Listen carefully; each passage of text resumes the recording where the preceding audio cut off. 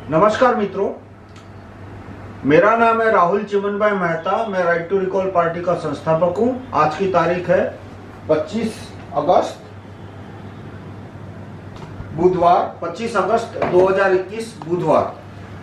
और ये मेरा वीडियो है एक बहुत ही इंपॉर्टेंट टॉपिक पे पॉलिटिक्स में, एक्टिविज्म में, वो है कंट्रोल्ड ओपोजिशन और फेक ओपोजिशन, या कंट्रोल यानी फेक ओपोजिशन। तो फेक ओपोजिशन क्या है? जैसे कि हम अंग्रेजों के खिलाफ लड़ रहे हैं, आज की तारीख में हम रॉथस्चाइल्ड के खिलाफ लड़ रहे हैं। 1947 के पहले भी रॉथस्चाइल्ड के खिलाफ लड़ रहे थे, अंग्रेजों के खिलाफ। तो ऐसे में अंग्रेज ही कुछ एक अपोजिशन को खड़ा कर देता है या स्पॉन्सर कर देता है, और कार्यकर्ताओं का, प्रजा का उसको दिखाता है कि ये असली ओपोजिशन है, इसको फॉलो करो। और वो ओपोजिशन है, वो गोल गोल घुमाता रहेगा, लोगों का टाइम बर्बाद करता रहेगा, टाइम, एनर्जी, पैसा सब कुछ बर्बाद करता जाएगा। और इस तरह से उसका शासन है वो खींचता जाएगा, खींचता जाएगा, खींचता जाएगा। तो कंट्रोल्ड ओपोजिशन पहले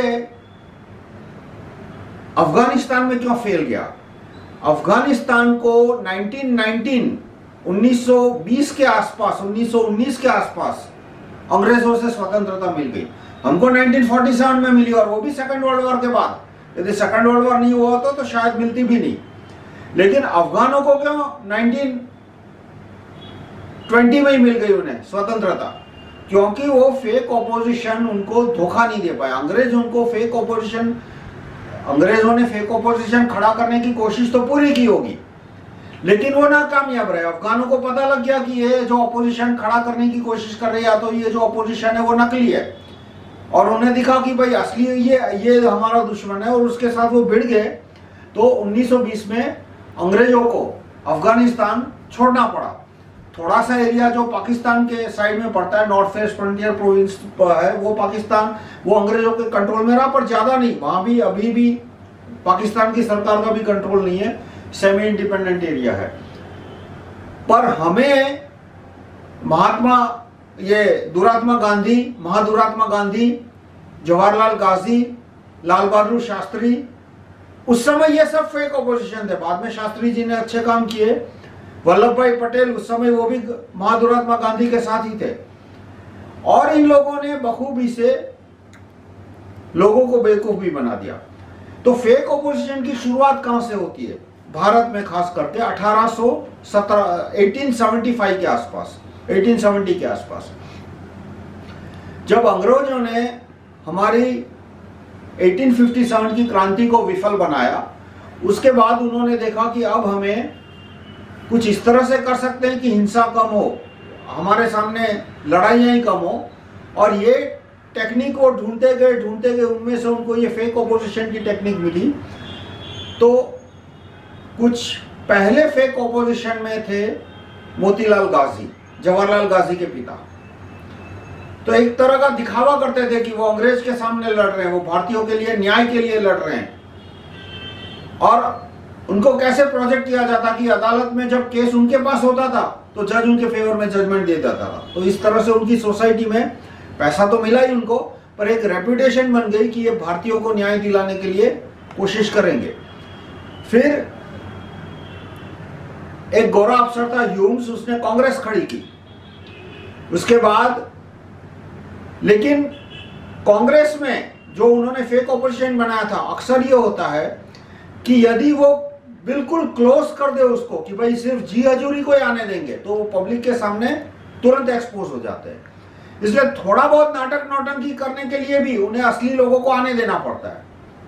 फिर असली लोग आ जाए यदि कांग्रेस में, तो उनको हराने की, उनको भगाने की कोशिश करनी पड़ती है। जैसे लाला लाजपत राय, उन्होंने कंट्रोल्ड ऑपोजिशन बनने से मना कर दिया, तो क्या हुआ? उनकी हत्या कर दी गई। महादुरात्मा गांधी, वो कंट्रोल्ड ऑपोजिशन थे, तो पुलिस उनको प्रोटेक्शन देती थी। तो इस तरह से कभी जो एक कंट्रोल्ड ऑपोजिशन बनाया था उन्होंने कांग्रेस को, पर उसको थोड़ा सा ऑटोनॉमी, थोड़ी सी इंडिपेंडेंस, इंटरनल इंडिपेंडेंस काम करने की, और वो देनी पड़ी। और उसके लिए उनको एक प्रोसीजर भी रखनी पड़ी कि जो कार्यकर्ता थे कांग्रेस के वो डेलीगेट्स चुनते थे और डेलीगेट्स से वो कांग्रेस पार्टी के प्रेसिडेंट चुनते थे, और ये उनको रखना पड़ा इस तरह का ताकि कार्यकर्ता को लगे कि भाई ये कंट्रोल अपोजिशन नहीं है। तो उसके चलते चलते फिर ये भी हुआ कि राष्ट्रपिता सुभाष चंद्र बोस है वो कांग्रेस के प्रेसिडेंट बन गए। लेकिन क्योंकि कांग्रेस कंट्रोल अपोजिशन था, इतने सारे उन्होंने बाइलॉज लिखे थे कि राष्ट्रपिता सुभाष चंद्र बोस कांग्रेस के प्रेसिडेंट बन पाए, लेकिन पत्रिका नहीं छपवा पाए, क्योंकि इतने सारे बाइलॉज थे कि भाई प्रेसिडेंट वो तभी साइन करेगा जब एआईसीसी की मीटिंग होगी। एआईसीसी में मिनिमम 50% का कोरम होना चाहिए। तो जो एआईसीसी की मीटिंग होती थी तो उसमें अधिकतर लोग आते ही नहीं थे, क्योंकि वो अंग्रेजों से डरे हुए थे। तो मीटिंग के बाद मीटिंग प्रोसीडिंग्स ही नहीं होता था। तो फाइनली राष्ट्रपिता सुभाष चंद्र बोस ने तंग आके फिर कांग्रेस से रिजाइन कर दिया, उन्होंने अपनी अलग पार्टी बनाई। पर कांग्रेस था और ये महात्मा गांधी, जवाहरलाल गांधी वो एक 100% फेक ओपोजिशन थे। यदि उन्होंने अफगानिस्तान वाला रास्ता लिया होता तो उस समय अफगानिस्तान की आबादी भारत की आबादी की तुलना में 3-4% भी नहीं थी। फिर भी अफगानों को 1919 में आजादी मिल गई, 1920 में आजादी मिल गई, और हमें 1947 में, और वो भी सेकेंड वर्ल्ड वॉर के बाद, और वो भी राष्ट्रपिता सुभाष चंद्र बोस जैसे असली लोग आए इसलिए। तो इसमें 2 तरह के कंट्रोल अपोजिशन होंगे। ये टेक्नोलॉजी और इंप्रूव हो गई है कंट्रोल अपोजिशन की। एक तो अवेयर कंट्रोल अपोजिशन, मतलब जिसको पता है कि वो नकली है, जैसे महात्मा गांधी, तो उनको पता था कि वो नकली है। जवाहरलाल गांधी, उनको पता था कि वो नकली है, और उनको पता था कि अंग्रेज उनको मदद कर रहे, उनको पता था कि मेरी फोटो ऑफ कवर में क्यों आ रही है, क्योंकि अंग्रेज पैसा दे रहा है मेरी फोटो छपवाने के लिए। मुझे क्यों हर जगह इंटरव्यू के लिए बुलाया जाए, क्योंकि अंग्रेज पैसा दे रहा है मुझे इंटरव्यू देने के लिए। तो ये नॉन होता है। लेकिन अब समस्या बहुत गंभीर हो गई है यूट्यूब और फेसबुक वगैरह आने से, कि अनअवेयर कंट्रोल्ड अपोजिशन, मतलब कुछ लोग जिनका एजेंडा अंग्रेजों को सूट करता है, रॉथस्चाइल्ड, रॉकफेलर, आज की तारीख के अंग्रेजों को, और यूट्यूब और फेसबुक के माध्यम से उनको बड़े पैमाने में प्रमोट किया जाता है। तो उनमें से कुछ लोगों को पता है कि वो फेक है, उनको पता है कि उनको इतना प्रमोशन क्यों मिल रहा है, क्योंकि वो लोगों का टाइम बर्बाद कर रहे हैं। लेकिन कुछ लोगों को पता भी नहीं है कि भाई वो वास्तव में लोगों का टाइम बर्बाद कर रहे हैं। इसलिए आज सिचुएशन और मुश्किल हो गई है। तो अब सवाल आता है कि भाई कार्यकर्ता क्या करे, और कोई भी फेक हो सकता है। मतलब आपको कहने के लिए आप डाउट कर सकते हो, मुझे डाउट करना आपका राइट है कि भाई मैं भी फेक हो सकता हूँ, अवेकन भी फेक हो सकते हैं, बीआरसी भी फेक हो सकते हैं। बहुत सारे टेलीग्राम पे भी अब बड़े बड़े ग्रुप आ गए हैं, चैट ग्रुप्स, मतलब वो हर तरह से लोगों को इकट्ठा करते रहते हैं, और रात को 2-3-4 घंटे चैट मीटिंग चलती रहती है, जिसमें 100, 200, 500 लोग अटेंड करते हैं मीटिंग को। टेलीग्राम का ये बहुत प्लस पॉइंट है, मैं आप सबको कहूँगा टेलीग्राम से जुड़िए। टेलीग्राम में जो चैट ग्रुप होता है उसमें मेरे ख्याल से अब 1000 की लिमिट आ गई है, मतलब 1000 लोग चैट ग्रुप में पार्टिसिपेट कर सकते हैं, सुन सकते हैं। और उनके जो वीडियो मीटिंग है उसमें 30 लोग वीडियो को देख सकते हैं, और वो जूम से कहीं क्यों ना ज्यादा अच्छा है, क्योंकि जूम में क्या होता है, 50 लोग आए या 20 लोग आए या 10 लोग आए, बाद में कनेक्शन ब्रेक हो गया, सब बिखर गए इधर उधर। जबकि टेलीग्राम में यदि 50 लोग जुड़ते हैं और एक वीडियो मीटिंग होती है तो वो 50 लोगों का कनेक्शन मेंटेन होता है, सिवा कि वो आदमी ग्रुप छोड़ के चले जाए।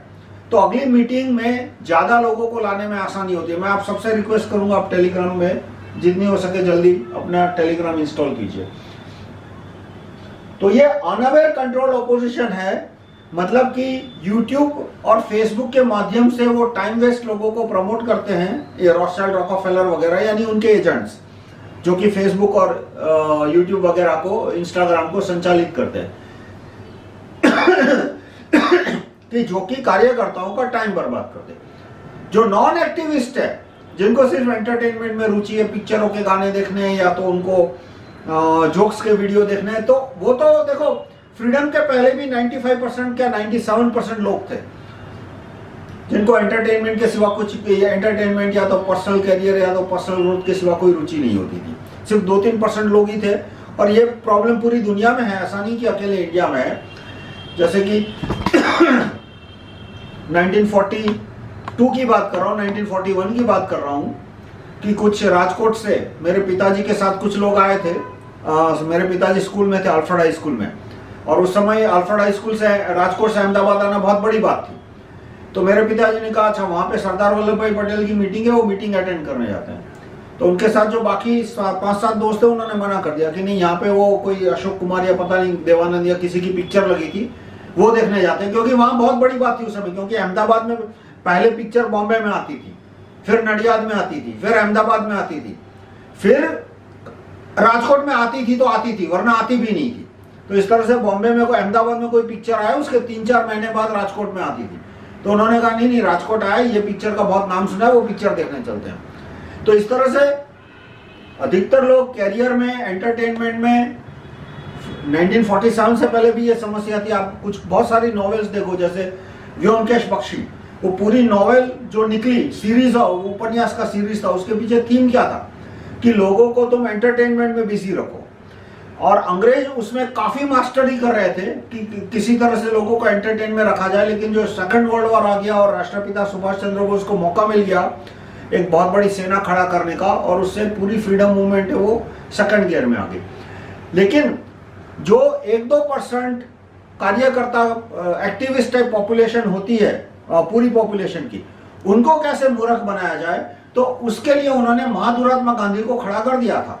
और महात्मा गांधी उनको रैली निकालने के लिए ले जाते थे कि चलो सड़क पे आंदोलन करने के लिए निकलो। उनका जो भी 10, 15, 20, 50 घंटे बर्बाद हो गए इस तरह से। तो आज की तारीख में वो समस्या और गंभीर हो गई है, क्योंकि फेसबुक और यूट्यूब के माध्यम के द्वारा बहुत सारे फेक अपोजिशन अभी प्रमोट हो रहे हैं। तो आप कैसे पता लगाओगे कि असली ऑपोजिशन कौन है और नकली ऑपोजिशन कौन है? तो मैं आपको कुछ तरीके देता हूं। जो आज की परिस्थिति में देखो कि बहुत सारा जो फेक ऑपोजिशन होगा वो एक ही काम करेगा, प्रॉब्लम के बारे में बोलते रहो, सब परिस्थिति वर्णन, समस्या वर्णन। उसको कभी पूछो कि भाई उपाय क्या है, तो वो फिर से कहेंगे पहले समस्या को समझो। अब 50 बार वो, मतलब उसको 1 घंटा दिया, 2 घंटा दिया, उसने समस्या के बारे में बोला, 4 घंटे और दिए, उसने परिस्थिति के बारे में बोला, समस्या के बारे में बोला, 4 घंटे और बोले, आपने उसको 100 घंटे तक सुना, 200 घंटे तक सुना, और 200 घंटे सुनने के बाद आप उससे पूछो कि भाई उपाय क्या है, तो फिर से वही कहेगा कि पहले परिस्थिति को समझो, पहले समस्या को समझो। यानी वो आपको गोल गोल घुमाए रखना चाहता है परिस्थिति और समस्या के बीच में। और ऐसी ऐसी चीज कि भाई मैंने तो कुछ ऐसे नमूने देखे कि 200 पेज का भारत का संविधान, के संविधान को पहले पढ़ो। अरे क्या नॉनसेंस चीज है भाई, संविधान को पढ़ो, मतलब संविधान में यदि कोई गलत चीज है तो हम उसको अमेंड करके हटा सकते हैं, और यदि कोई अच्छी चीज है तो फायदा क्या, अदालत में जाने के पैसे कितने लोगों के पास है भारत में। मान लो संविधान में कोई उपाय दिया हुआ है कि फंडामेंटल राइट्स के अंदर कोई उपाय दिया है कि जिसके द्वारा लॉकडाउन दूर हो सके, तो सुप्रीम कोर्ट में जाने का 10 लाख रुपए का खर्चा है, कितने लोग सुप्रीम कोर्ट जा पाएंगे? और ये तो एज्यूमिंग कि जज बिके हुए नहीं है। यानी जो लोग आपको कहते हैं कि दिन रात संविधान पढ़ो, संविधान पढ़ो, संविधान में ये लिखा है, संविधान में वो लिखा है, वो मेरे ओपिनियन में आपका सिर्फ टाइम बर्बाद कर रहे हैं। क्योंकि संविधान के अंदर 2 कारण से, एक तो संविधान यदि समस्या है तो हम उसको अमेंड करके खत्म कर सकते हैं, उसको हटा सकते हैं कि कोई क्लॉज जो कि हमारे रास्ते में रोड़ा अटका रहा है हमारी प्रगति में, या तो लॉकडाउन में, या तो हमारी गले में हड्डी बन रहा है, तो हम उसको अमेंडमेंट करके हटा सकते हैं। और पर उसके लिए पहले चुनाव आएगा, उसके लिए पहले ये पैम्पलेट डिस्ट्रीब्यूशन करना पड़ेगा, और सचमुच क्या वो संविधान की वजह से प्रॉब्लम है, पहले तो ये देखना पड़ेगा। मान लो वो क्लॉज की बजाय को और क्लॉज होता तो क्या आज की समस्या नहीं होती? तो जो भी बोल रहा है कि संविधान, समस्या संविधान में है, तो उसको बोलो कि बता कौन से आर्टिकल में प्रॉब्लम है और उसका आर्टिकल को रीराइट करके क्या लिखना चाहिए। और कहता नहीं संविधान में बहुत अच्छी बातें कही है, तो वो तो हद से ज्यादा नॉनसेंस है। क्योंकि संविधान में अच्छी बात कही है तो कहां तुम उसको इंप्लीमेंट कराने के लिए सुप्रीम कोर्ट जाओगे, हाई कोर्ट के धक्के खाओगे, 10 साल तो वही निकल जाएंगे। तो ये भी एक टाइम वेस्ट तरीका है कि दिन रात तुमको कॉन्स्टिट्यूशन के गोल गोल गोल घुमाए रखे। बहुत सारे टेलीग्राम ग्रुप है जहां पे मैं जाता हूं तो घंटों तक, एक दिन 2 घंटे 3 घंटे कॉन्स्टिट्यूशन पे बात, दूसरे दिन फिर से 2-3 घंटे कॉन्स्टिट्यूशन के बाद, तीसरे दिन फिर से 2-3 घंटे कॉन्स्टिट्यूशन के बाद। फिर दूसरा, अवेयरनेस खड़ी करो। जब भी कोई बात आती है अवेयरनेस, मतलब कि अकबर की सेना चित्तौड़ पे अटैक करने आ रही थी, तो भाई उपाय क्या है? या तो तुम राणा प्रताप की सेना में जुड़ जाओ, लड़ो, नहीं लड़ सकते तो राणा प्रताप को मदद करो, वो भी नहीं करना है तो तुम अपनी सेना बना के मुगलों के साथ भिड़ जाओ, जो उनके 10-20 मरे, कुछ तो फायदा होगा ना। मान लो तुम बोलते हो कि प्रताप के साथ जुड़ना नहीं है, राणा प्रताप में ये गलतियां, मैं अपनी सेना बनाऊंगा 100, 200, 500 की, तुम 100, 200, 500 उसके साथ भिड़ गए, शहीद हो गए, लेकिन मुगलों के भी 10-20 मरेंगे, तो थोड़ा तो बेनिफिट होगा, 10-20 या ज्यादा भी मर सकते हैं। पर कोई आदमी कहे कि भाई मैं भारत के लोगों में मुगलों के खिलाफ अवेयरनेस खड़ी करूंगा, मतलब ये कितनी पागलपन की बात है कि भाई मुगल यदि चित्तौड़ पे अटैक करने आ रहे हैं तो तुम उनसे जाके लड़ो। अवेयरनेस खड़े करने का क्या पॉइंट है कि मैं पूरे भारत में मैं घूम के लोगों में अवेयरनेस फैलाऊंगा कि देखो मुगल है, वो आ रहे हैं, हमें मुगल के खिलाफ लड़ना चाहिए। अरे भाई तू सिर्फ अवेयरनेस फैला रहा है तो दूसरे लोग भी अवेयरनेस ही फैला रहेंगे, तो लड़ने कौन जाएगा फाइनली? मतलब ये अवेयरनेस फैलाने वाले इस तरह से कि मैं लड़ने नहीं जाऊंगा, मैं दूसरों में अवेयरनेस फैलाऊंगा। अरे भाई दूसरा भी यदि तुम्हारे तरह स्टैंड ले कि वो भी सिर्फ अवेयरनेस ही फैलाएगा, तो 140 करोड़ लोग अवेयरनेस ही फैलाते रहेंगे। और वो क्यों यूजलेस टॉपिक है कि दुनिया के किसी भी प्रदेश में 95% पॉपुलेशन को कोई इंटरेस्ट होता ही नहीं है, यानी वो 5% को इसी चीज में बिजी रखेंगे कि देखो वो 50% अवेयर हुए नहीं हुए, चलो फिर से अवेयरनेस फैलाओ, वो 95% अवेयर हुए नहीं हुए, फिर से अवेयरनेस फैलाओ। और वो अवेयर होने भी नहीं वाले, क्योंकि उनको कभी रुचि, क्योंकि दुनिया का कोई ऐसा प्रदेश नहीं है जहां पे 3-4-5% से ज्यादा लोग पॉलिटिकल प्रॉब्लम में रुचि रखते हो। पश्चिम में थोड़ी ज्यादा पॉपुलेशन क्यों है? क्योंकि वहां ज्यूरी सिस्टम है, ये मैं किसी और टॉपिक में डिस्कस करूंगा कि वहां पे अवेयरनेस का सीधा इफेक्ट होता है एडमिनिस्ट्रेशन में, क्योंकि आदमी अवेयर है, वो ज्यूरी में जाता है, अपने ओपिनियन के हिसाब से जजमेंट देता है और उसका सीधा असर पुलिस पे पड़ता है, उसका सीधा असर कमिश्नर पे पड़ता है, उसका सीधा असर वहां के अफसर पे पड़ता है। लेकिन भारत में जहां पर पब्लिक के पास एक ही मौका आता है अपनी अवेयरनेस दिखाना है, वो चुनाव का दिन। भारत में ज्यूरी सिस्टम नहीं है, तो चुनाव के दिन पे तो एक वोट होता है, तो उस वोट को यदि तुम इन्फ्लुएंस कर सकते हो तो अलग बात है, वरना तुम ऐसी इंफॉर्मेशन पे इंफॉर्मेशन दिए जाओ जिसका वोटिंग दिन पे कोई असर ही ना पड़ने वाला हो, तो वो एक पॉइंट के बाद वो टाइम पास हो गया। तो मेरा मानना है कि ये जितने भी लोग हैं जो कि 24 घंटा आपको एक ही टॉपिक पकड़ा के रखा है उन्होंने कि अवेयरनेस फैलाओ, अवेयरनेस फैलाओ, जिसमें मैं कहता हूं BRC है, विश्वरूप छोटे गांधी, ये अवेकन है कि बस अवेयरनेस फैलाओ, लोगों में अवेयरनेस फैलाओ। ये पूरी, मैं मानता हूं कि ये 100% कंट्रोल्ड अपोजिशन है। दूसरा आएगा, आप उन लोगों से पूछिए कि भाई एक्टिविस्ट को करना क्या है। पहले अवेयरनेस फैलाने के सिवा आपके वीडियो शेयर करो, आपके वीडियो सब्सक्राइब करो, आपके वीडियो फैलाओ, आपके लिए डोनेशन इकट्ठो करो, उसके सिवा एक्टिविस्ट को क्या करना है? जैसे हमारा पूरा एजेंडा है कि भाई हमने 30 कानून प्रस्तावित किए हैं, उस 30 में से सारे के सारे न पढ़ने हो तो कोई भी 1 या 2 पढ़ लो। अच्छे लगते हैं ठीक बात है, नहीं अच्छे लगते हैं तो मुझे कोई बताओ जिसने कोई ज्यादा अच्छे कानून लिख के बताया हो। और फिर यह नहीं कि हमारा ही कानून लिया, उसमें 4 लाइन ऐड करके दे दी कि ये लो अच्छा कानून है। वो बहुत सा एक नया खड़ा हो गया ग्रुप गुड़गांव में, जो और एक उड़ीसा में, जो कानून हम बनाएंगे वही का वही वर्ड टू वर्ड ले लिया, नीचे 4 लाइन ऐड कर दी इंटरनेट की या पता नहीं 2-4 लाइन, और फिर कहेंगे देखो ये कानून राइट टू रिकॉल पार्टी के कानून से ज्यादा सुपीरियर है। तो वो तो ट्रिवियल मॉडिफिकेशन हो गया। हमारा कानून यदि पहले जो भी, यदि हमारे कानून के ऊपर काम करना है तो पहले स्टैंड लो या विरुद्ध काम करना है कि ये कानून आने से देश को फायदा होगा या नुकसान होगा। जैसे जन लोकपाल था तो मैंने स्टैंड लिया था कि भाई जन लोकपाल नॉनसेंस है, लोकपाल नॉनसेंस है। हाँ, जन लोकपाल में यदि राइट टू रिकॉल जन लोकपाल के क्लॉज आ जाते हैं जो मेरे प्रस्तावित क्लॉज थे, तो देश को फायदा होगा, क्योंकि रिकॉलेबल जन लोकपाल है, वो फिर पब्लिक के लिए काम करेगा। तो खैर, लिस्ट ऑफ हम एक्टिविस्ट को एक्सप्लिसिट एजेंडा देता है, जो कि एजेंडा देने के बाद हम पे डिपेंडेंट नहीं है कि भाई ये कानून भारत में लाने हैं। कैसे लाने हैं? पहले ये कानून के बारे में भारत के नागरिकों को, भारत के कार्यकर्ताओं को बताओ, उसके बाद स्टैंड लेना है कि वो इस कानून को सपोर्ट कर रहा है, अपोज कर रहा है। या इग्नोर करना चाहता है भी उसकी मर्जी, क्योंकि हर एक आदमी के पास टाइम नहीं होता कि वो हमारे सारे कानून, प्रस्तावित कानून पढ़े। वो सपोर्ट करता है तो यदि वो पीएम को ऑर्डर देता रहे कि भाई ये कानून आज के आज गैजेट में छापो, तो उसके साथ काम करो, वो कहता है नहीं मुझे पीएम को ऑर्डर नहीं देना, पीएम को ऑर्डर राइटिंग में देना है, ओपन कम्युनिकेशन से देना है, दोनों। जो भी ऑर्डर पीएम को देना है, सीएम को देना है, वो ओपन में देना है, राइटिंग में देना है। वो पीएम सीएम को ऑर्डर नहीं देना चाहता तो वो हम उसके साथ काम नहीं करना चाहते, बात खत्म। ओपन कम्युनिकेशन के थ्रू ऑर्डर नहीं देना चाहते। सेकंड, फिर क्या करना है कि भाई अब तुम कैंडिडेट खड़े करो, हम तो कैंडिडेट खड़े करेंगे राइट टू रिकॉल पार्टी के, पर राइट टू रिकॉल पार्टी पे भरोसा नहीं है तो ये लोग ये कागज के ये कानून अच्छे लगते हैं, हम पे भरोसा नहीं है, कोई बात नहीं, तुम 2-4 कैंडिडेट खड़े कर दो, अब पूरे भारत में 10, 20, 50 जितने हो सकते हैं उतने कैंडिडेट करो। वो कैंडिडेट जो कि कहे उन्होंने भी पीएम को लेटर भेजो और कैंडिडेट को एफिडेविट भी देना है कि मैं ये कानून लाने की कोशिश करूंगा।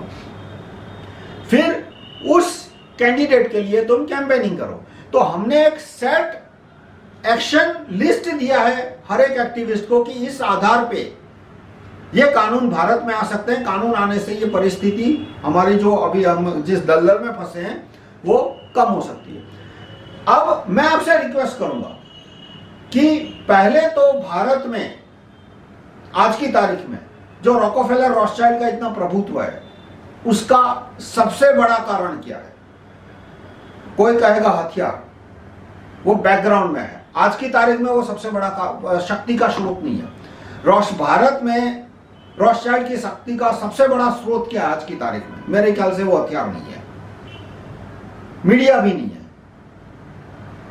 यूट्यूब फेसबुक भी नहीं है। क्या है? चुनाव का दिन। और दूसरे नंबर पे आता है ईवीएम। मैं बताऊंगा चुनाव का दिन कैसे, कि रॉथस्चाइल्ड ने भारत में पार्टियां खड़ी करके दिए, जैसे ये आम आदमी पार्टी है, या तो उसने बहुत सारी पार्टियां एक्वायर कर ली है, जैसे कांग्रेस है, वो अंग्रेजों ने खड़ी कर दी थी, लेकिन देवी इंदिरा अम्मा के समय कांग्रेस संपूर्णतः इंडिपेंडेंट हो गई थी और अंग्रेजों की बात मानने से मना कर दिया था उसने। लेकिन 1992 में नरसिम्हा राव और मनमोहन कौर जैसे आदमियों की द्वारा और सूर्यपंखा गांधी के द्वारा उन्होंने राजीव गांधी की हत्या करने के बाद रॉथस्चाइल्ड, रॉकफेलर वगैरह ने पूरी की पूरी कांग्रेस एक्वायर कर ली। आरएसएस पहले से ही कंट्रोल ऑपोजिशन था 1925 से, और बाद में उसको पूरी तरह उन्होंने दोबारा एक्वायर कर लिया।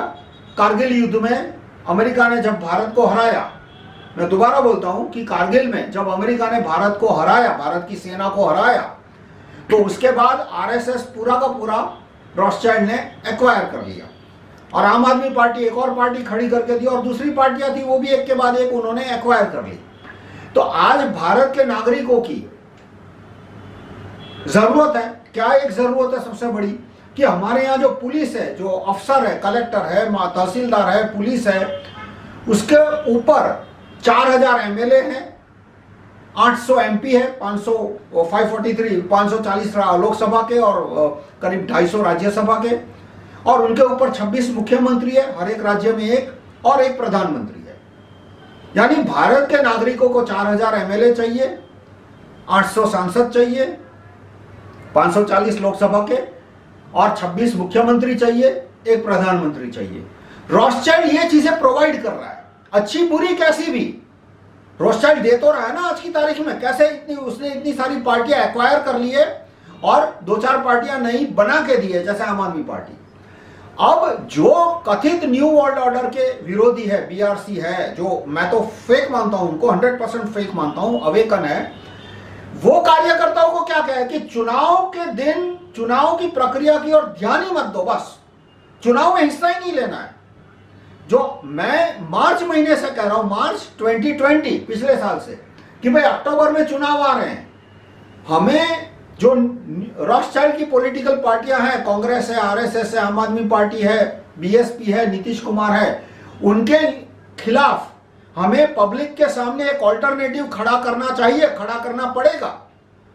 क्योंकि रॉथस्चाइल्ड की शक्ति का सबसे बड़ा स्रोत क्या है कि उसने भारत में 5-10 पॉलिटिकल पार्टियां खड़ी की है, 10-15 पुरानी बड़ी पार्टियां एक्वायर कर ली है, और उन पॉलिटिकल पार्टियों को 90-95% सब मिला के वोट मिल रहे हैं। तो यदि हम पब्लिक का, क्योंकि पब्लिक को कोई चुनाव लड़ने वाला चाहिए, इंडिपेंडेंट हो या पॉलिटिकल पार्टी वाला हो, जो भी हो, तो क्योंकि पब्लिक को 4000 एमएलए चाहिए, लोगों को 500 एमएलए चाहिए, तो यदि हमने 500 एमएलए और 4000 एमएलए कैंडिडेट नहीं दिए पब्लिक को, तो घुमा फिरा के फिर से नागरिक रोथस्चाइल्ड की शरण में चले जाएंगे, डायरेक्टली या इनडायरेक्टली।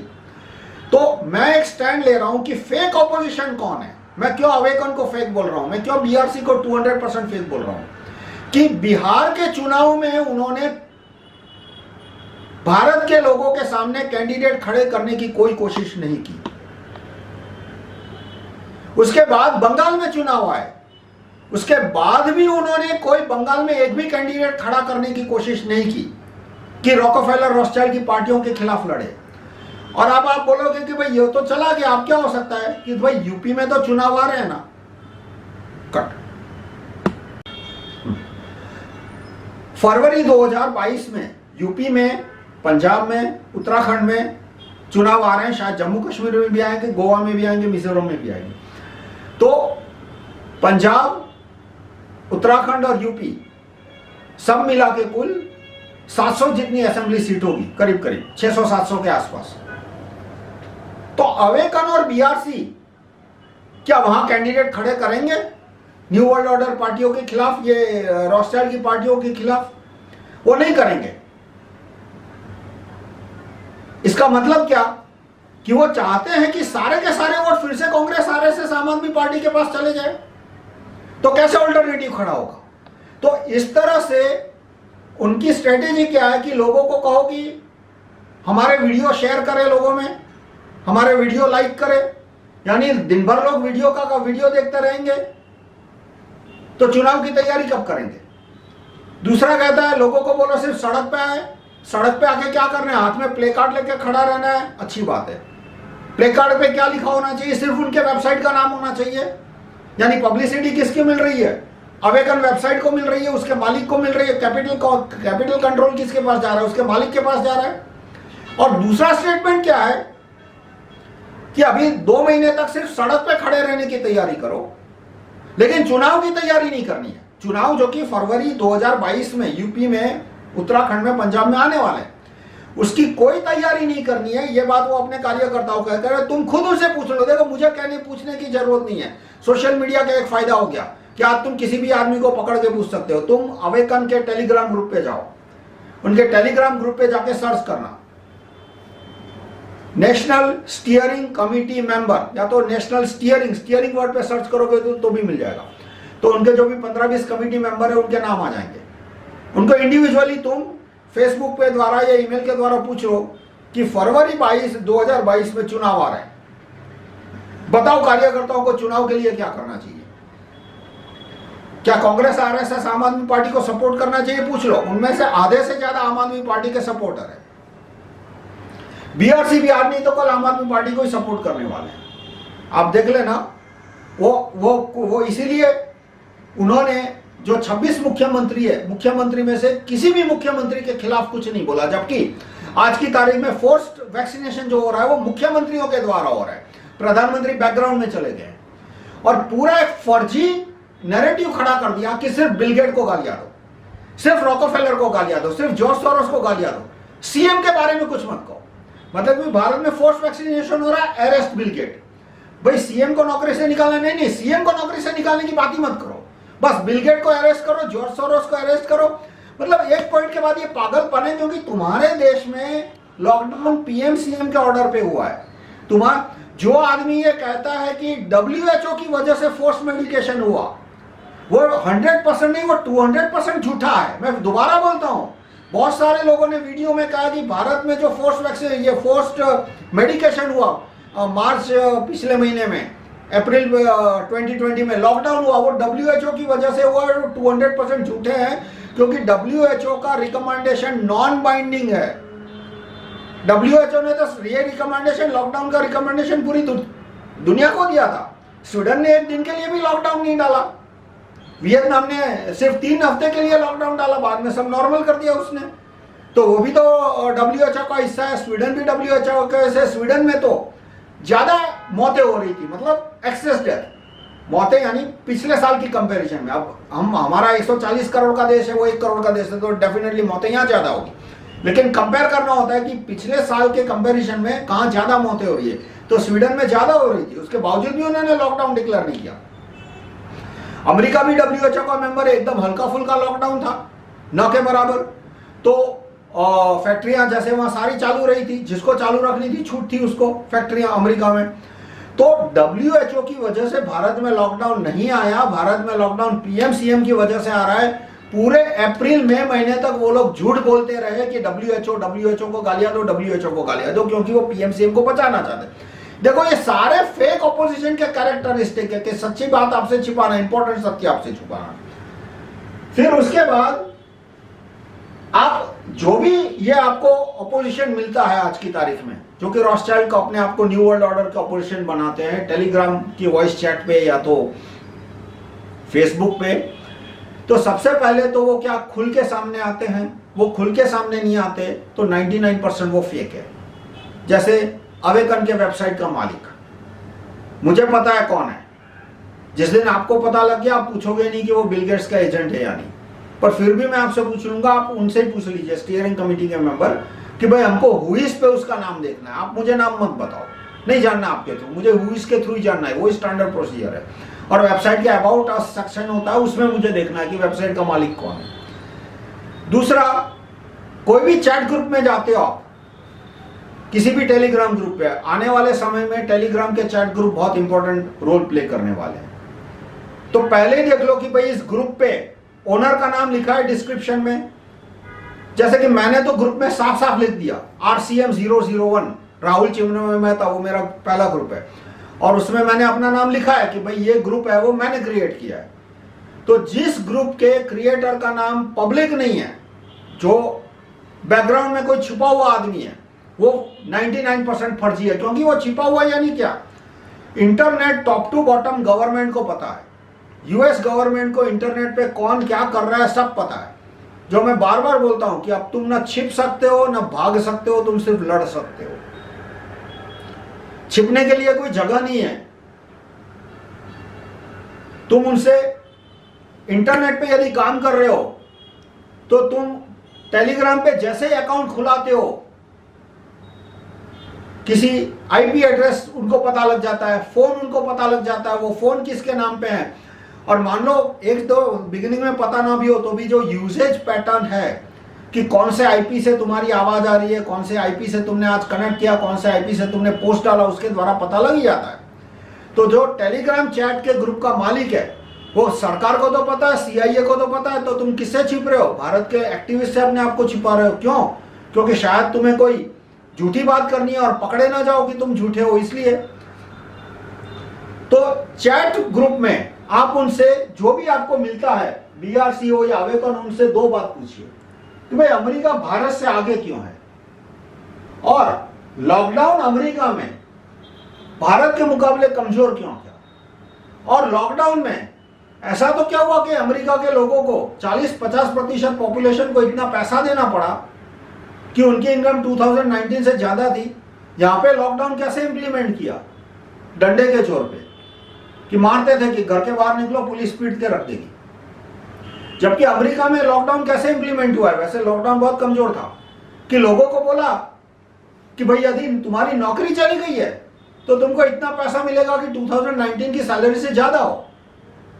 तो जैसे ही वो अनाउंसमेंट हुई, लोगों ने बोला हाँ भाई बंद कर दो ना, जाओ भी रेस्टोरेंट जहां मैं काम करता हूं बंद कर दो, यदि क्योंकि वहां यदि मुझे हफ्ते का $500 मिल रहा था, और घर बैठे यदि मुझे हफ्ते के $450 मिल रहे हैं, या $600 मिल रहे हैं, या 400 भी मिल रहे हैं, तो घर बैठ के 400 अच्छे।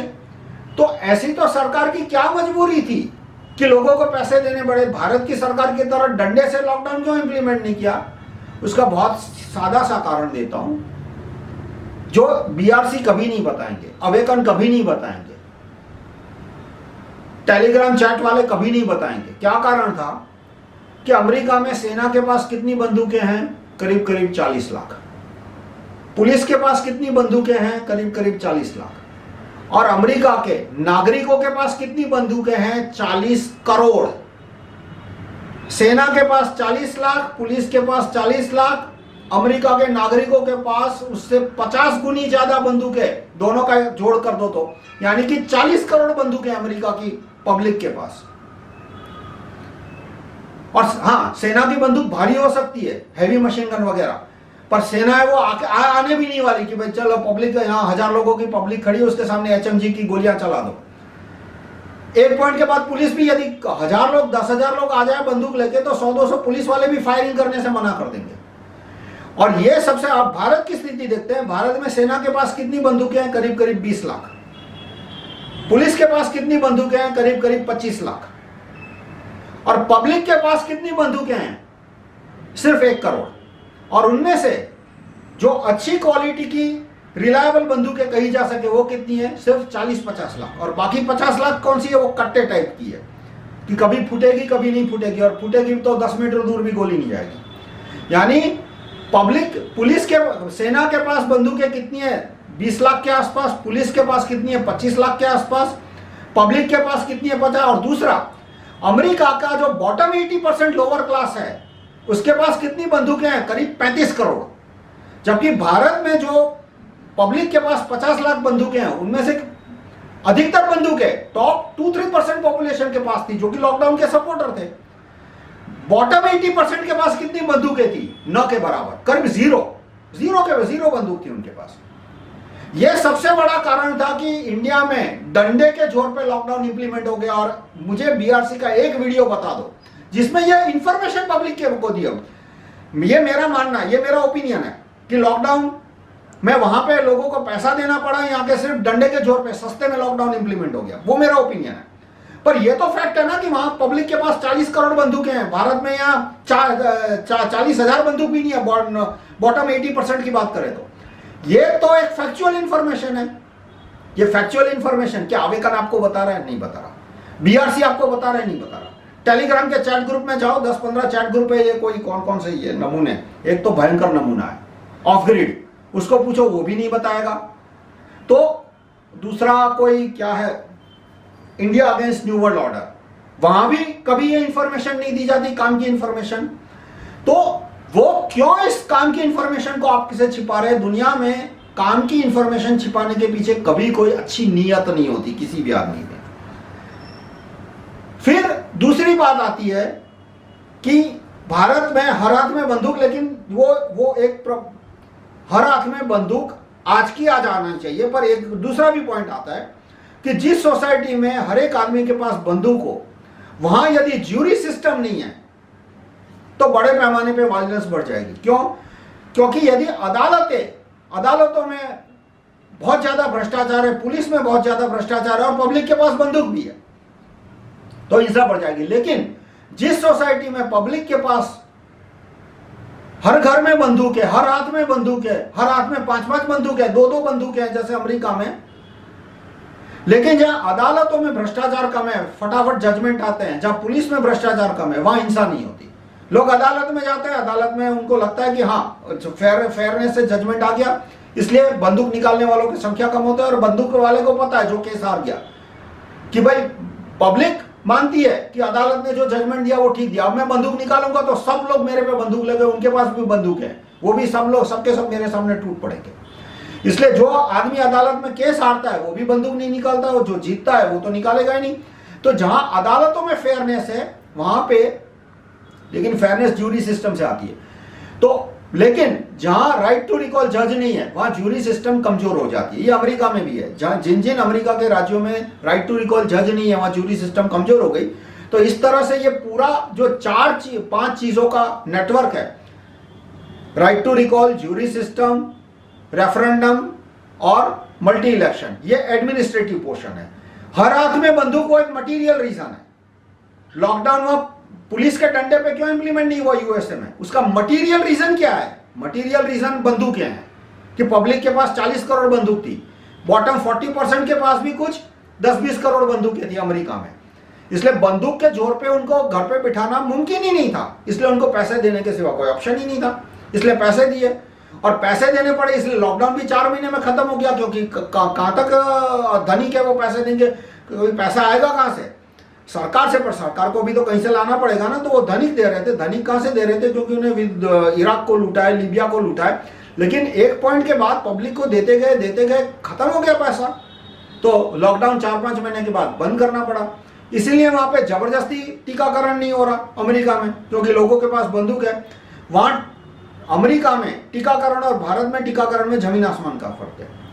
यहां मार्च महीने में जो टीकाकरण हुआ उसके बाद 50 लाख लोगों की मृत्यु हुई है। एक्सेस डेथ, मृत्यु तो कोई भी 6 महीने का तुम टाइम पीरियड ले लो, 1 जनवरी से 30 जून जो 6 महीने का टाइम पीरियड है, उसमें तुम 2014, 2015 कोई भी टाइम पीरियड ले लो, तो उसमें करीब 45 लाख मौतें तो हमेशा होती थी। लेकिन इस बार 50 लाख ज्यादा मौतें हुई है। मतलब 45 जो कि हर साल होती है वो तो हुई, लेकिन 50 लाख ज्यादा हुई, मतलब करीब 95 लाख के आसपास मौतें हो गई। जबकि अमेरिका में टीकाकरण शुरू हुआ था नवंबर 2020 में।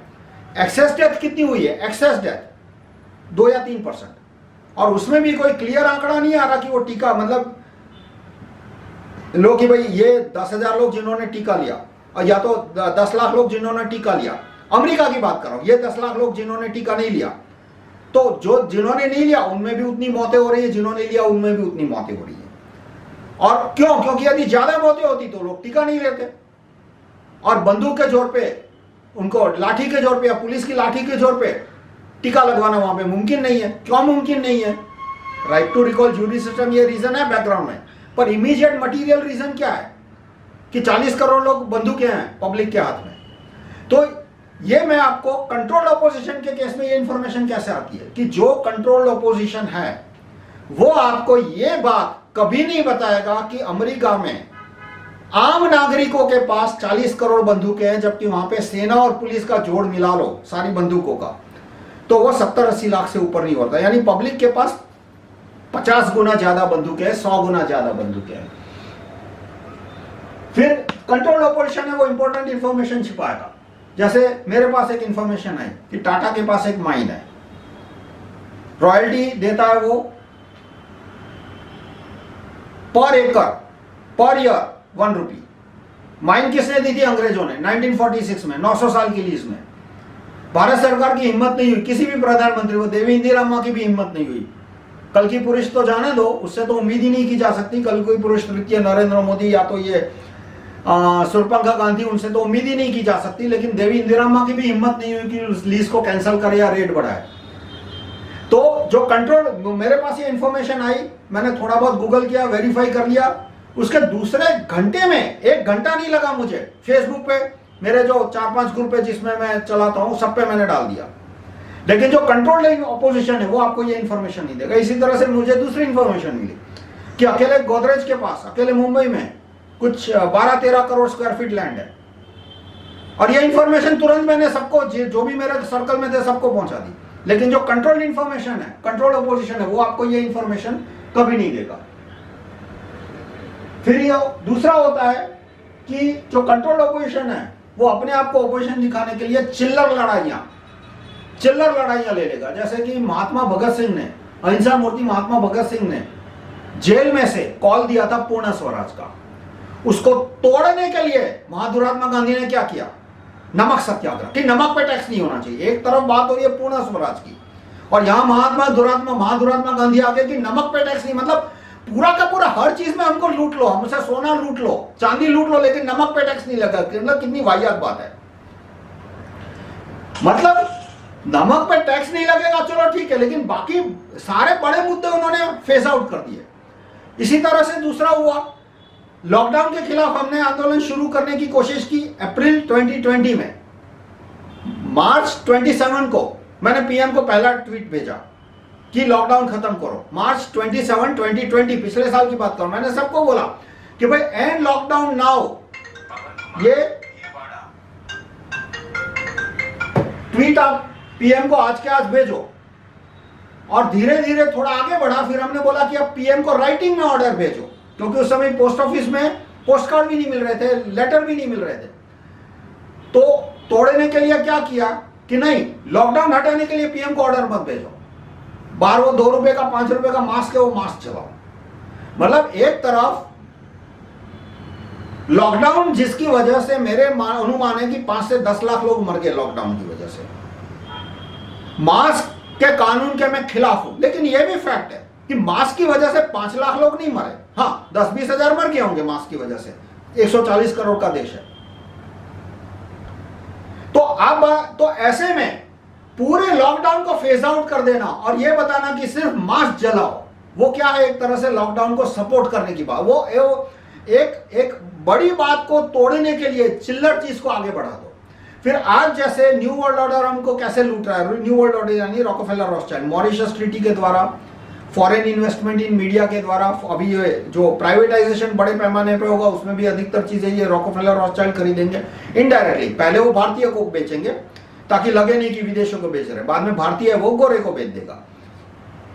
जैसे एयरपोर्ट है वो सीधा गोरे को बेच दिया तो बहुत हल्ला हो जाएगा, इसलिए पहले कोई भारतीय आके खरीदेगा, क्या अदानी कि भाई भारत का पैसा है, भारत की प्रॉपर्टी है, भारतीय के हाथ में जा रही है, और बाद में अदानी या जो भी है वो उसको गोरे को बेच देगा तो कहेगा भाई वो तो उसकी प्राइवेट प्रॉपर्टी है, तुम्हारा घर है, तुमको जिसको बेचना है उसको, तुमको देसी को बेचना है देसी को बेचो, विदेशी को यानी 2 स्टेज में वो प्रॉपर्टी विदेशी के हाथ में आए। तो अवेकन को देख लो, बीआरसी को देख लो, मॉरिशस ट्रीटी को सपोर्ट किया दोनों ने, फॉरेन इन्वेस्टमेंट इन मीडिया को सपोर्ट किया, फॉरेन इन्वेस्टमेंट इन फार्मा हॉस्पिटल और ये उसको भी सपोर्ट किया। अब एक ही चीज पे चिल्ला रहे, वैक्सीन नहीं लगनी चाहिए। भाई बिल्कुल वैक्सीन जबरदस्ती टीकाकरण नहीं होना चाहिए, पर बाकी सारी चीज पे क्यों वो रॉथस्चाइल्ड को सपोर्ट कर रहे हैं, बाकी सारी चीज पे क्यों रॉकफेलर को सपोर्ट कर रहे हैं, क्यों मॉरिशस ट्रीटी पे उन्होंने सपोर्ट कर दिया।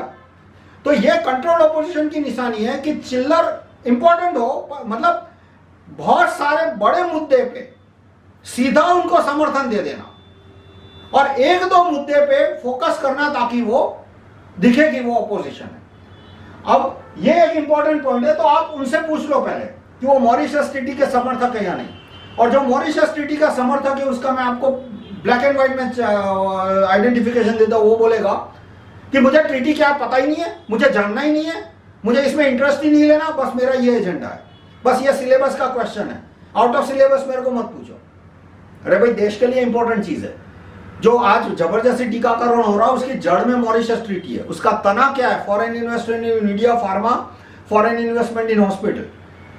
तो जिसने पीएम को अभी तक ऑर्डर नहीं भेजा कि मॉरिशस ट्रीटी खत्म करो, अभी तक ऑर्डर नहीं भेजा कि फॉरेन इन्वेस्टमेंट खत्म करो भारत में, और मतलब पेड़ की जड़ उससे उसको कोई एतराज नहीं है, सपोर्ट कर रहा है, पेड़ का तना उसके कोई एतराज नहीं है, सपोर्ट कर रहा है। तो ये सारे कंट्रोल ऑपोजिशन के साइन है। उसके बाद कंट्रोल ऑपोजिशन है वो हमेशा एक्टिविस्ट को कहेगा चुनाव मत लड़ो, चुनाव में कैंपेनिंग भी मत करो, चुनाव मत लड़ो, चुनाव में किसी की कैंपेनिंग मत करो, बस ये रॉथस्चाइल्ड की पार्टियां ना, कांग्रेस, आरएसएस, आम आदमी पार्टी, उनको चुनाव जीत जाने दो, सारे वोट उनके खाते में जाने दो, नीतीश कुमार हो, ये मायावती हो, ये अखिलेश यादव हो, जो भी है, कि सारे के सारे वोट उनके खाते में जाने दो। तुम में से कोई न चुनाव लड़ेगा, न एनडब्ल्यूओ की पार्टियों के खिलाफ जो चुनाव लड़ रहे हैं उनमें से किसी की मदद करेगा। हमने अवेकन को कभी बोला ही नहीं कि भाई हमें सपोर्ट करो, मैं तो साफ साफ हाथ जोड़ के बोलता हूं भाई हमें support, right to recall party को सपोर्ट मत करो। बीआरसी के अंधभक्तों को बोलता हूं, अवेकन को बोलता हूं, अवेकन के सारे अंधभक्तों को बोलता हूं। मैं आपको इतना ही रिक्वेस्ट कर रहा हूं, आप अपने कैंडिडेट तो खड़े करो, या आप चाहते हो कि सारे के सारे वोट कांग्रेस आरएसएस ले जाए। तो इस तरह से ये चाहते हैं कि सारे के सारे वोट आरएसएस, कांग्रेस, आम आदमी पार्टी को मिले, जो कि फोर्स वैक्सीनेशन के सपोर्टर है। इसलिए वो अपने कार्यकर्ताओं को कह रहे हैं कि चुनाव में किसी के लिए कैंपेनिंग मत करो। आप टेलीग्राम के चैट ग्रुप में जाओ, वहां भी जो मेन आदमी होते हैं 2-4, उनसे पूछो कि भाई फरवरी 2020 में बताओ आप कैंडिडेट बनने वाले हो, बताओ आप कौन कैंडिडेट उतारने वाले हो, तो वो गोल गोल घुमाएंगे आपको कि कॉन्स्टिट्यूशन पढ़ो, सड़क पे जाओ, बस फरवरी में चुनाव आने वाले, फरवरी 2022 में, उसके बारे में कुछ बात ही मत करो। फिर दूसरा कि सैटरडे को डेमोन्स्ट्रेशन क्यों रखा? अपर मिडिल क्लास आ सकता है, लोअर क्लास आ सकता है, नहीं आ सकता, क्योंकि उसको सैटरडे को छुट्टी नहीं होती। संडे को रख देते, अपर मिडिल क्लास भी आ सकता है, लोअर क्लास भी आ सकता है, पर वो चाहते नहीं है कि अपर मिडिल क्लास और लोअर क्लास के बीच बॉन्डिंग बने। देखो भारत में आंदोलन तभी खड़ा होगा जब अपर मिडिल क्लास के जो कार्यकर्ता है और लोअर क्लास के जो लोग हैं उनके बीच में बॉन्डिंग की प्रोसेस शुरू हो। क्योंकि अपर मिडिल क्लास को अभी भी पता नहीं है कि नंबर 1 प्रॉब्लम पॉवर्टी है। आज की तारीख में नंबर 1 प्रॉब्लम वही है, पिछले 70 साल से वही था। उसमें थोड़ा पॉवर्टी के दूसरे स्वरूप ऐड कर दो, अनएम्प्लॉयमेंट है, शॉर्टेज ऑफ हाउसिंग है, शॉर्टेज ऑफ मेडिकेशन है, शॉर्टेज ऑफ फूड, खैर घटिया फूड केमिकल वाला मिल जाता है, लेकिन शॉर्टेज ऑफ न्यूट्रिशियस फूड है। अभी भी अपर मिडिल क्लास अपनी एक दुनिया में जी रहा है कि समस्या क्या है, पार्किंग नहीं मिल रही, मतलब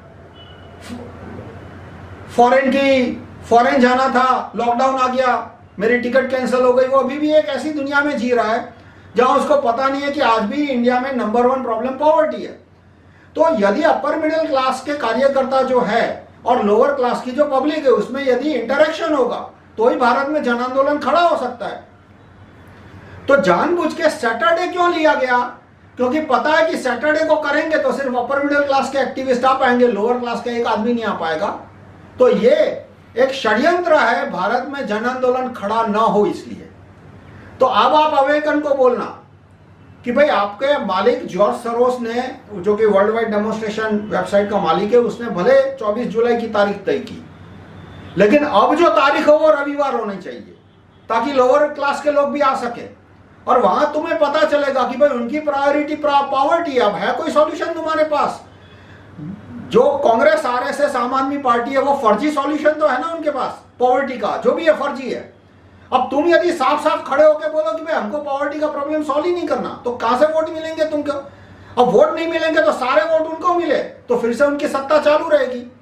तो ये जो अवेकन की स्ट्रेटेजी है कि शनिवार के दिन प्रोटेस्ट करना, वो एक सोची समझी साजिश थी कि भारत में अपर मिडिल क्लास के एक्टिविस्ट और लोअर क्लास की पब्लिक के बीच में बॉन्डिंग खड़ी ना हो।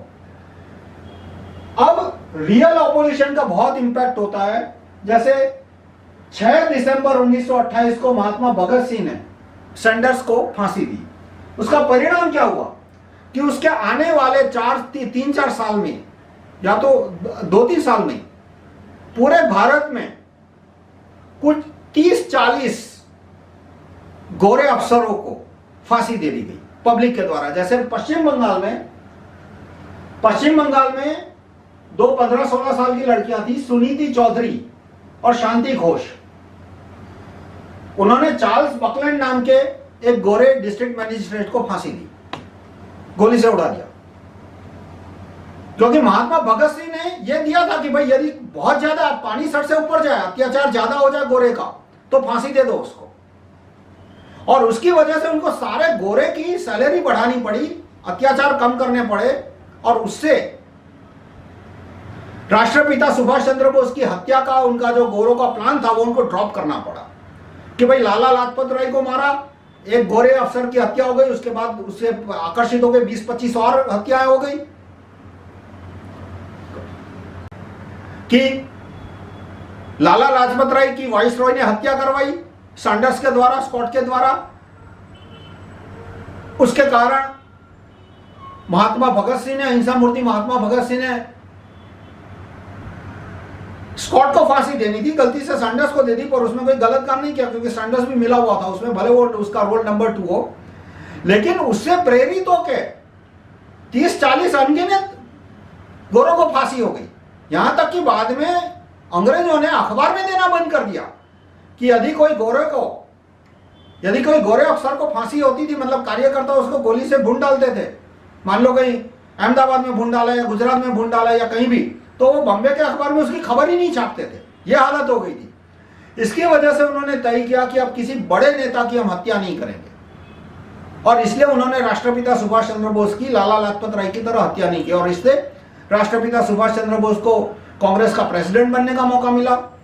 उससे कांग्रेस पूरी की पूरी एक्सपोज हो गई कि ये तो 100% कंट्रोल ऑपोजिशन है कि भाई आदमी प्रेसिडेंट बन गया, कार्यकर्ताओं के वोट से बना है, और ये क्या तुम उसको पत्रिका छापने के पैसे नहीं दे रहे जो कि कांग्रेस के बजट में, कांग्रेस के फंड में। और बाद में राष्ट्रपिता सुभाष चंद्र बोस जीवित बचे, उनको भागने का मौका मिला, उन्होंने सेना बनाई, उस सेना के कारण हमें बाद में स्वतंत्रता मिली। तो इस तरह से यदि कंट्रोल्ड ऑपोजिशन का इन्फ्लुएंस कम होगा थोड़ा बहुत, तो ही हमारी मूवमेंट आगे बढ़ेगी। और कंट्रोल्ड ऑपोजिशन कितना डैमेज कर सकता है, देखो आप कि अफगानिस्तान के लोग कंट्रोल ऑपोजिशन के झांसे में नहीं आए, उनको आजादी कब मिली? 1920 में, 1920 में, और आज भी उनको मिल तो गई ना, जो भी है। आज उन्होंने गोरे को तो भगा दिया, गोरों ने आज की तारीख में अमेरिका ने वहां पे कंट्रोल ऑपोजिशन तो खड़ा करने की कोशिश की थी, अनेक उन्होंने कंट्रोल ऑपोजिशन खड़े किए, लेकिन अफगानिस्तान के कार्यकर्ता, अफगानिस्तान के लोग बेवकूफ नहीं बने, और इसकी वजह से उनको आज वहां पे जबरदस्ती टीकाकरण नहीं हो रहा। वहां कोई लॉकडाउन नहीं है, वहां कोई मास्क नहीं है, कोई सोशल डिस्टेंसिंग जबरदस्ती नहीं है। देखो, इसका मतलब यह नहीं है कि हमें तालिबान से जुड़ जाना चाहिए। तालिबान है हमारा दुश्मन है, बहुत बुरा ऑल्टरनेटिव है, पर कम से कम एक बात तो है ना कि अफगानिस्तान के लोगों को अमेरिका बेवकूफ नहीं बना पाया। अमेरिका के लोगों को, अमेरिका के लोग वहां भी, अफगानिस्तान में भी एक एक आदमी को 2-2, 5-5 वैक्सीन ठोकना चाहते थे, नहीं ठोक पाए, एक भी नहीं ठोक पाए। तो ये तो बेनिफिट हुआ ना उनकी पब्लिक को। आज हम क्यों दलदल में फंसे हैं और फंसते जा रहे हैं? क्योंकि हमारे में से अधिकतर लोग कंट्रोल अपोजिशन के झांसे में आ चुके हैं। तो आप एक क्वेश्चनर बनाइए कि आप पता लगाइए कि भाई ये बीआरसी कंट्रोल है या नहीं। आपको लगता है right to recall party control opposition है, चलो हमें छोड़ के उसके एजेंडा पे काम करना शुरू कर दीजिए। आपको लगता है अवेकन कंट्रोल अपोजिशन नहीं है, हम कंट्रोल अपोजिशन है, चलो उसके एजेंडा पे 100% काम करना शुरू कर दो। लेकिन पहले तुम एक एक आदमी को टेस्ट कर लो, और टेस्ट करने के लिए पहला क्वेश्चन क्या है कि आज की तारीख में रण मैदान क्या है? वो चुनाव का मैदान है। जिस दिन चुनाव की प्रोसीजर कैंसिल हो जाएगी, उस दिन अपने आप बंदूक का और बम का रोल शुरू हो जाएगा। जैसे अमेरिका ने अफगानिस्तान में ईमानदारी से चुनाव नहीं होने दिए। जो भी आदमी चुनाव में खड़ा रहता था, यदि वो अमेरिका का चमचा नहीं है, तो या तो उसके फॉर्म कैंसिल कर दो, या तो उसके सामने गलत पुलिस केस ठोक दो, या तो मतपेटियां बदल के उसको हरा दो। जो भी करना था किया, लेकिन जो अमेरिका का चमचा था वही चुनाव जीत के आता था। अंग्रेजों ने भी वही किया, लेकिन फर्क था अंग्रेजों में कि भाई मान लो कि भाई सुभाष चंद्र बोस, तो कि इसको तो 80% वोट मिलने वाले हैं, तो इसको जीतने दो। लेकिन यदि मान लो कोई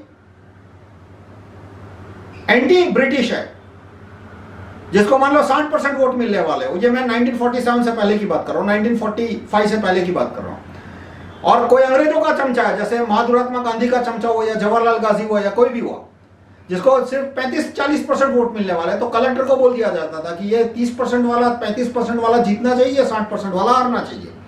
अब 60% वाला हारता है तो बहुत पता नहीं चलता, क्योंकि मीडिया प्रोपागेंडा भी साथ साथ चलता रहेगा, और उस समय सिर्फ वैसे भी 4-5% लोगों को ही वोट देने की पावर था। तो लेकिन आज की तारीख में इलेक्शन में ईवीएम को यदि हटा दो, ईवीएम को यदि तुम ईमानदार मानते हो, मैं नहीं मानता, मैं एंटी ईवीएम हूं, तो फिर इलेक्शन में कोई बड़े पैमाने पे धांधली नहीं हो रही है, उसको दूर करनी पड़ेगी। तो दूसरा एजा टॉपिक आता है कि बीआरसी से पहले पूछ लो, अवेकन से पहले पूछ लो कि फरवरी यूपी में चुनाव आ रहे हैं, क्या करना है। अक्टूबर 2020 के चुनाव में उन्होंने टाइम पास किया, हमने नहीं किया। हमने 4 कैंडिडेट खड़े किए, सिर्फ 4 क्यों? अरे भाई आप ये हमसे सवाल मत पूछो, आपने सपोर्ट ही नहीं दिया हमको सपोर्ट मिला होता और पैसा नहीं चाहिए हमको। हमने साफ साफ बोलते राइट टू रिकॉल पार्टी के खाते में एक भी पैसा नहीं आया आज तक। हम बोलते हैं ये कैंडिडेट है, सीधा इसको पैसा दो, ये कैंडिडेट है, सीधा इसको पैसा दो। और यदि आप खुद कैंडिडेट बन के खुद प्रचार कर सकते हो, तो हमें ना आपसे एक पैसा चाहिए, ना आप खुद कर सकते हो कैंपेनिंग। और यदि आप इंडिपेंडेंट बनते हो और जो 30 कानून प्रस्तावित है या उसमें से 5 को भी सपोर्ट करते हो, तो भी हम आपको सपोर्ट कर देंगे, क्योंकि हमारे पास यदि कैंडिडेट नहीं है और आप यदि हमारे 30 में से 5 कानून को सपोर्ट करते हो, तो हमको आपको सपोर्ट करने में कोई नुकसान ही नहीं है। लेकिन समस्या यह है कि आप बीआरसी और अवेकन जैसे लोगों के द्वारा ब्रेन वॉश हो चुके हो, और वो आपको कह रहे हैं कि चुनाव नहीं लड़ना है, और आप उनका अंधानुकरण करके सारे के सारे वोट कांग्रेस, आरएसएस और न्यू वर्ल्ड ऑर्डर पार्टियों के खाते में जाने दे रहे हो। यह समस्या आ रही है। दूसरा कि ईवीएम का विरोध। आप आज ही बीआरसी को फोन करके पूछ लो, अवेकन को फोन करके पूछ लो कि ईवीएम के बारे में, और जो वीवीपैट का जो काला कांच है, क्योंकि जून 2017 में बदला था। जून 2017 के पहले ईवीएम का कांच सफेद था, आर पार दिखे वैसा सामान्य कलरलेस, और जून 2017 में चुनाव आयोग ने पता नहीं अब रॉकफेलर के कहने पे किया, रॉथस्चाइल्ड के कहने पे किया, मेरे कहने पे किया, आपके कहने पे किया, आप पूछ लो इलेक्शन कमीशन पे, उन्होंने कांच बदल दिया। काला कांच है, front side mirror, only back side transparent, यानी अंदर पेपर वोट का मैनिपुलेशन हो रहा है, तो बाहर ना कलेक्टर को पता चलेगा ना वोटर को पता चलेगा। इस तरह का कांच उन्होंने रखा है। अब बीआरसी इस तरह के कांच को सपोर्ट करते हैं, अवेकन इस तरह के कांच को सपोर्ट करते हैं। अवेकन में एक आदमी जेन्युइन है, अवेकन में मीठी बोर वो जेन्युइन है, वो जेन्युइनली एंटी ईवीएम है। वो उसमें उसके एंटी ईवीएम स्टैंड में मुझे कोई डाउट नहीं है। एक मुद्दे पे उसका स्टैंड बहुत क्लियर है कि ईवीएम नहीं होना चाहिए। उसने ईवीएम हटाने के लिए ईमानदारी से काफी मेहनत की है। लेकिन बाकी जो स्टीयरिंग कमेटी में जो 10-20 लोग हैं वो सर से पांव तक हार्डकोर प्रो ईवीएम है। तो उनसे पूछ लो एक बार कि भाई ईवीएम के बारे में आपका क्या स्टैंड है और काले कांच के बारे में आपका क्या स्टैंड है। तो मीठी बोर ने साफ बोल दिया कि काला कांच भी नहीं होना चाहिए और ईवीएम भी नहीं होना चाहिए। दोनों बात पे उन्होंने इसको क्लियर दिया और उन्होंने पूरा प्रोसेस भी समझ लिया कि कैसे ये वोट बदली, कागज के वोटों की बदली होती है। तो ये दो क्वेश्चन के आधार पे आपको पता चलेगा कि जो आदमी ये कह रहे हैं बीआरसी और अवेकन वगैरह कि फरवरी 2020 में, फरवरी 2022 में सारे के सारे वोट जाने दो, सारे के सारे वोट रॉकफेलर की पार्टियों को जाने दो, कांग्रेस, आरएसएस, आम आदमी पार्टी, ये अखिलेश, मायावती, जो भी 10-15 है वहां पे, और जो एंटी एनडब्ल्यूओ कार्यकर्ता उनको कोई अल्टरनेटिव खड़ा नहीं करना चाहिए। तो उनका मोटिव क्या है? और फाइनली बात आती है कि आप एनडब्ल्यूओ को जितनी भी गालियां दे दो, अल्टरनेटिव खड़ा कर सकते हो, पहले ये बोलो। अल्टरनेटिव यानी कि एनडब्ल्यूओ ने एक भारत में कांग्रेस को एक्वायर कर लिया, आरएसएस को एक्वायर कर लिया, आम आदमी पार्टी खड़ी करके दी, एक नई पार्टी पूरी खड़ी करके दी रॉकफेलर ने। बाकी जो पार्टियां थी अखिलेश वगैरह उनको एक्वायर कर लिया। जो भी है एनडब्ल्यूओ ने भारत यूपी के चुनाव में 7 अल्टरनेटिव रखेगी। अब आपको कोई अल्टरनेटिव रखना है, अंत में उपाय अल्टरनेटिव से आते हैं, गालियां देने से नहीं आता। यहूदियों के सबसे बड़े दोस्त कौन है पता है? जो यहूदियों को गालियां देने के सिवा कुछ नहीं करते। आपको बहुत लोग मिल जाएंगे, ये यहूदी ऐसा, ये यहूदी ऐसा। मतलब गालियां देने से क्या मतलब? मैं कहूंगा कि आपको कोई रोग हुआ है और मैं कहूँ टीबी बहुत खराब, टीबी गो, कोरोना गो, मतलब उससे क्या रोग भाग जाएगा आपके शरीर में से? अंत में हर एक चीज के लिए अल्टरनेटिव रखना पड़ता है पब्लिक के सामने, लोगों के सामने, कार्यकर्ताओं के सामने। तो ये जो गालियां देने वाले लोग हैं, WHO को 10 गालियां दी, बिल गेट्स को 20 गालियां दी, यहूदी को 40 गालियां दी, चित पावन को 100 गालियां दी, वो साफ साफ बोलते हैं कि अल्टरनेटिव खड़ा करने के लिए कुछ मत करो। यानी घुमा फिरा के लोग उनके दलदल में जाएंगे, फंसेंगे, रहेंगे। तो ये मेरा वीडियो था कंट्रोल ओपोजिशन के बारे में। कंट्रोल ओपोजिशन की शुरुआत आई करीब 1870 के आसपास। अफगानिस्तान के लोग बेवकूफ नहीं बने, उन्हें स्वतंत्रता मिल गई 1920 में, और अब उनको स्वतंत्रता दोबारा मिल गई 2021 में। यदि आप कंट्रोल ऑपोजिशन के झांसे में आ गए तो आपको स्वतंत्रता नहीं मिलेगी। उस समय भी नहीं मिलती, 1947 में भी नहीं मिलती है। तो सेकंड वर्ल्ड वॉर की वजह से इतने कमजोर हो गए और राष्ट्रपिता सुभाष चंद्र बोस उनके झांसे में नहीं आए और उन्होंने आजाद हिंद फौज खड़ी की। उस फौज की वजह से हमें स्वतंत्रता मिल गई, वरना आज भी वही वाइसरॉय की हुकूमत चल रही होती भारत में। मेरा ये दावा है, मेरा ये मानना है कि बीआरसी और अवेकन 100% फेक ऑपोजिशन है। ये मैंने आपको क्राइटेरिया दिया है और आप उनसे एक ही बात सवाल पूछ लो, उनकी सारी फेकनेस आ जाएगी कि फरवरी 2020 में आपका क्या प्लान है। एक अक्टूबर 2020 में तो उन्होंने संपूर्ण निष्क्रियता दिखा दी। उसके बाद फरवरी 2021 में, ये साल चुनाव आए थे वेस्ट बंगाल में, वहां उन्होंने 100% निष्क्रियता दिखा दी। अब फरवरी 2022 में यूपी में चुनाव आ रहे हैं और मैं कह रहा हूं वो हम 100% निष्क्रियता दिखाएंगे। फिर भी आप उनसे पूछ लो। और 2024 में क्या होगा? इनमें से आधे से ज्यादा आम आदमी पार्टी को सपोर्ट करेंगे। तो आम आदमी पार्टी भी जबरदस्ती वैक्सीनेशन को सपोर्ट करती है, मॉरिशस ट्रीटी को सपोर्ट करती है, foreign investment in media, foreign investment in pharma, foreign investment in hospital को सपोर्ट करती है। तो फिर क्या मतलब संतरे का जूस, मौसम्बी का जूस, नारियल का पानी, मतलब इसी से देश सुधर जाएगा? ये अच्छी चीज है, कोई बुरी चीज नहीं है। मैं भी नारियल का पानी पीता हूँ हफ्ते में 2 बार, कोई गलत बात नहीं है, अच्छी चीज है, आप भी पियो। पर हाथी को कैल्शियम कहाँ से मिलता है, इस तरह के मतलब वो दूसरा वीडियो में बनाऊंगा कि झूठ बोलना या सच छिपाना जो भी है। पर ये सारे स्वास्थ्य पुराण से विदेशी नहीं भागते। विदेशी को भगाने के लिए आज पहला चरण है चुनाव, और जिस दिन चुनाव की प्रक्रिया खत्म हो गई भारत में, यदि खत्म हो जाती है तो। यदि चुनाव की प्रक्रिया से रास्ता निकल आता है तो रास्ता निकल आया, और यदि विदेशी बोलता है कि नहीं भाई अच्छा चुनाव में हम हार गए, हमारी पार्टियां चुनाव में हार गई, चलो चुनाव की पार्टियां खत्म, सेना भेजो, तो फिर लड़ाई सेकंड स्टेज में जाएगी। लेकिन यदि विदेशी हार मान लेता है चुनाव में हार मानने के कारण, जैसे कि अफगानिस्तान में एक बार तो उन्होंने सेना खिसका ली, अभी दोबारा और भी करेंगे वो जो भी करना होगा, और लड़ाई सेकंड स्टेज में गई है, लड़ाई खत्म नहीं हुई अफगानिस्तान की। तो लेकिन आज जो भी लड़ाई करनी है, पहला राउंड उसका चुनाव के मैदान में ही करना पड़ेगा, और उसमें पहले स्टैंड लेना है कि ईवीएम हटाओ का आंदोलन आज शुरू करना है या नहीं।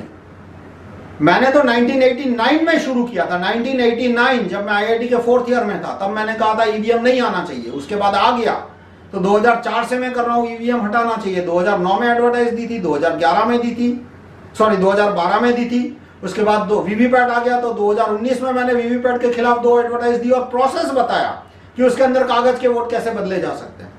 तो आप बीआरसी से, अवेकन से ये पूछ लो, वरना यदि ये फेक ऑपोजिशन का इन्फ्लुएंस खत्म नहीं हुआ, तो जिस तरह से महात्मा गांधी की वजह से हमें 30 साल इंडिपेंडेंस लेट मिली, इस बार हो सकता है और 30-40 साल टाइम पास हो जाए। तो आप फेक ऑपोजिशन के बारे में सोचो, उसको समझो, और भारत में जितने भी एनडब्ल्यू के ऑपोजिशन है वो तलाशना शुरू करो कि वो असली है या फेक है। धन्यवाद।